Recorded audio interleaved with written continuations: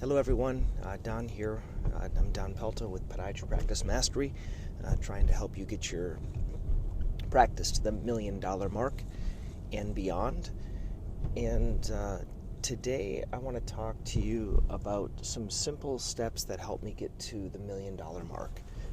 I know that $1 million in personal production can be quite daunting, and if we try to do too many things, we end up not doing anything. That's what I found. I find that if you try to do a lot of things at the same time, along with trying to run your practice, it can make it kind of a challenge.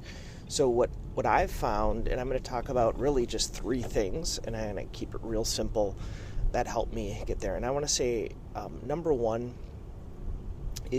was getting a scribe.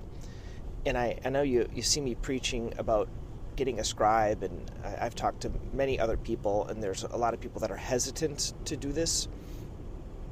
It really, that has made all the difference in my practice.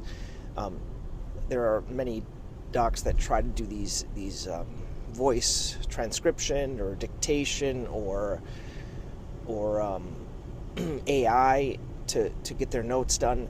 But the challenge with those is they can fill out certain sections, but you're still distracted with the patient. You're still trying to do that either after your patient encounter or during the patient encounter, and you still have to edit the note.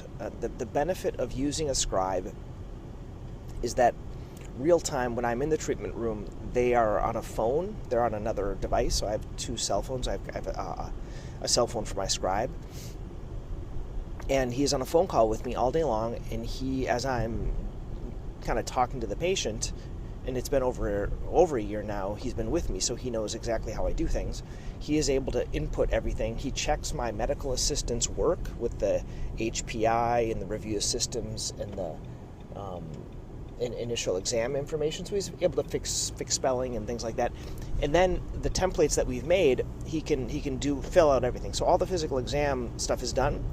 And then as I recommend things, he knows how I do things. So he knows if I'm recommending physical therapy or an AFO or some type of DME, and he can put those orders in. He can put medication orders in. He puts in the whole discussion. He puts in when the follow-up is. He can even send out patient education information. So you might ask, well, why does this help get to $1 million? Why does having this person do this? Well, the challenge was, as I was seeing patients before my scribe, and I may have increased. I think I had 1 patient in the morning, 1 patient in the afternoon. I typically see patients every 20 minutes. That's how I do it, whether they're new or follow-up. Occasionally, if it's a follow-up, like a simple follow-up, like a nail sample follow-up or a wart, I'll double book them. And the reason it's helped me is because I can be more present with the patient. So I think the patients get a better experience. I'm listening to them. I'm totally present for that time, and I'm not distracted, because before I was so distracted at treating the patient and documenting. I did everything live in the treatment room. Occasionally from some of the new patients, I was always running behind, so I did those at the end of the day. I took some quick notes, but now everything is done, and then every 3 or 4 visits, I go back in and I sign the notes. Now, occasionally, my scribe needs a little bit more time, so I do give him a chance to finish the note. I might go get a coffee or something like that, but he needs time. And many times, as you know, it's quicker for us to treat things than it is for us to document things. And so that my number 1 tip would be, consider getting a scribe. Not only that, though, like, he whispers in my ear, or not in my ear, in my phone, before I go see a patient. I'll ask him, okay, where are we doing the Shockwave, or what are we doing for this patient, or what did we do last time? Have we done a ultrasound? Have we done other types of things? So he'll remind me. So I'm not as focused on looking at the medical record. I'm rarely even pulling up the medical record now. He's doing most of that for me and just reminding me. He'll also remind me of other things, like when I've done my last ABIs for the patients, or when I've done my last PadNet, or diabetic foot exam, or things like that. So he helps for a lot more. So that's number 1, is getting a scribe. I would consider it. If you need help or you have any questions, let me know. Once again, I'm not paid by a scribe company. I just know that I was a very slow slow learner. I resisted it. And the main reason I resisted it was because I had partners. And I was like, oh, what are my partners going to say? They didn't want to do this, and I've tried to explain the benefits, but they still think that they can do the notes just as well. And granted, my notes, they've gotten better because of my scribe, because they're more thorough. Because in the past, many times I was doing things and I wasn't even documenting the things, right? So as I mentioned before, sometimes I would just document a toenail or document something else, or if they were in for something else. And then, give you an example, a patient came in the other day. I was treating them for nail fungus. They had taken their Lamisil. They were totally better, and they had a rash on their foot. And usually I would think, oh my goodness, a rash, now what? Or I would just do something simple like give them a cream. But at this time, it's really easy for me to do that biopsy. My scribe documents everything, and then we're able to get the biopsy code for the rash on the skin. Whereas in the past, I would second guess doing a lot of things because of just extra work it would take me to document it. Same thing with DME and other types of items. So number one would be a scribe. The second thing, I know this might sound real simple, but I'm trying to keep it simple for you. I focused on increasing the largest checks. So I've learned this concept from Dan Sullivan within Strategic Coach. This is where I get coached. I've been going there for a long time. And what that means is when you increase your largest check, you want to take things that produce a lot of revenue and you want to get better at those things. So think about your practice. In my practice, it would be amniotic injections, it would be orthotics, it would be Shockwave, it would be Swift. Your practice might be the same. You might do those things. Now, if you don't have large check items, you might want to consider adding them. Okay, it's hard to add a lot of things at once, and I find many doctors that I talk to that they add things, but then they don't do those things, and that's just a waste of money. So, for example, if you add Shockwave, but you're not able to do a lot of Shockwave, you don't have a patient base that wants Shockwave, that can be a challenge, right? So you're outlaying money for this machine, and you're not doing it. So focusing on kind of large check cash, those are cash pay things we're talking about right there. And then there's other large checks, which would you be focusing on AFOs. I like to focus on in-office procedures, simple things like flexor tenotomies, exostectomies, nail procedures. These we're already doing, but I think kind of focusing and keeping the focus on doing procedures, I think that is very beneficial. I personally like to track my MVP, which is my most valuable patient of the day, and I do this as well with the other doctors in my $1 million club. That we're all kind of tracking it. So the way I do it is I take a picture of my patient sheet for the day of the patients I'm seeing, and I have a little kind of method of documenting what level office visit is, what imaging I did, what procedures I did, and then I track, and each day I'm kind of keeping my eye on the prize on what's the most valuable patient of the day.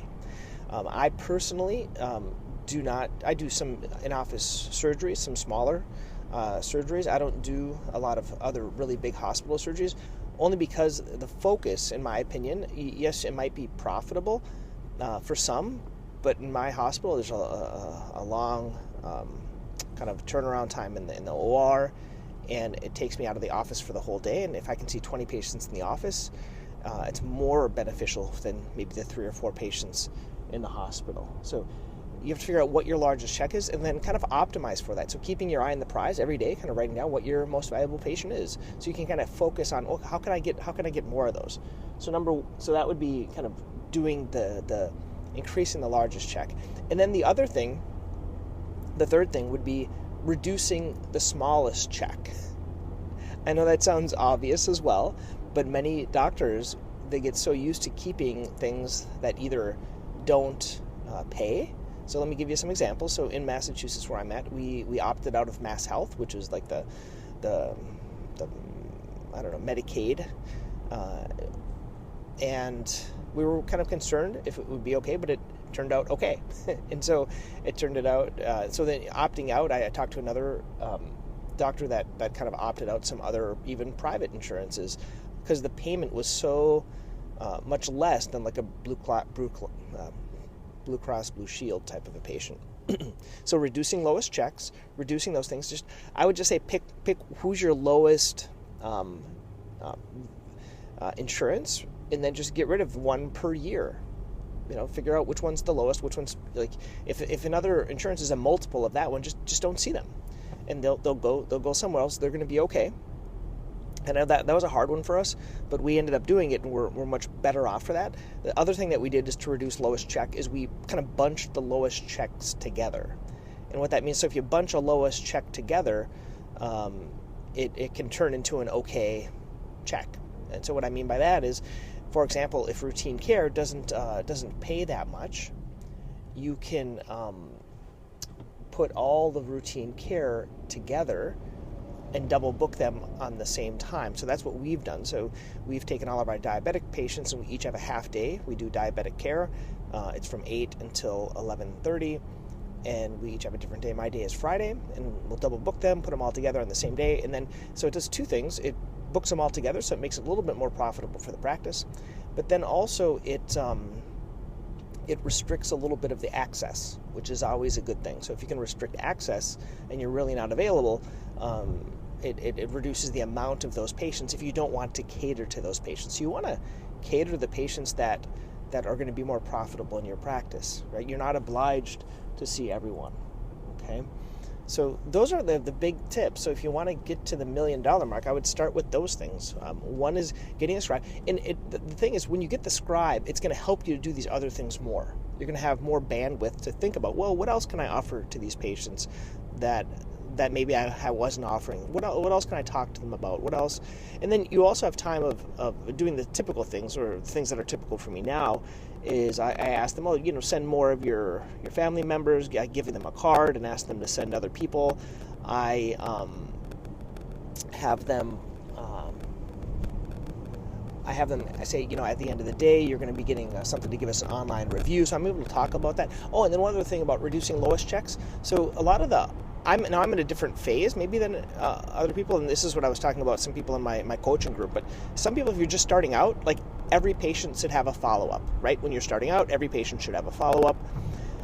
I kind of distinguish good follow-ups from, not bad follow-ups, but profitable ones from non-profitable. So if it's a level 4 office visit, it's usually meaning I'm giving them a prescription. Okay, that's good.